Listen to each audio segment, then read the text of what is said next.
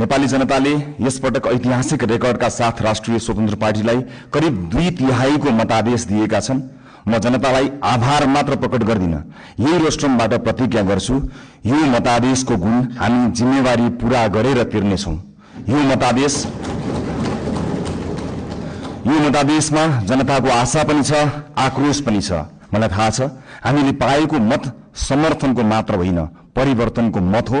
हामीलाई जनताले दिएको म्यान्डेट सिंहदरबार चलाउन होइन, सिंहदरबार बदल्न हो। म गर्वका साथ भन्न सक्छु हामीले बदल्न सुरु गरिसकेका छौं। सभाध्यक्ष महोदय, जनताबाट अनुमोदित भएर आउनुभएका सम्पूर्ण माननीय सदस्यहरूलाई यो सम्मानित सदनमा हार्दिक स्वागत गर्न चाहन्छु। यो संसद राष्ट्र निर्माणका शहीदहरूदेखि जेएनजी शहीदसम्मका बलिदानको सन्तान हो। म ती सम्पूर्ण शहीदहरूप्रति शिर झुकाएर श्रद्धापूर्वक श्रद्धाञ्जली अर्पण गर्दछु। नेपाली जनताले यसपटक ऐतिहासिक रेकर्डका साथ राष्ट्रिय स्वतन्त्र पार्टीलाई करिब 2/3 को मतादेश दिएका छन्। म जनतालाई आभार मात्र प्रकट गर्दिन, यही रोस्ट्रमबाट प्रतिज्ञा गर्छु, यो मतादेशको गुण हामी जिम्मेवारी पूरा गरेर तिर्नेछौं। यो मतादेशमा जनताको आशा पनि छ, आक्रोश पनि छ। मलाई थाहा छ हामीले पाएको मत समर्थनको मात्र होइन, परिवर्तनको मत हो। हामीलाई जनताले दिएको म्यान्डेट सिंहदरबार चलाउन होइन, सिंहदरबार बदल्न हो। म गर्वका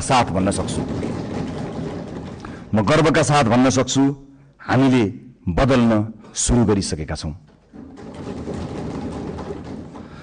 सभाध्यक्ष महोदय, सत्तारूढ दलको सभापतिका रूपमा अब हामीले बोलेर मात्र पुग्दैन।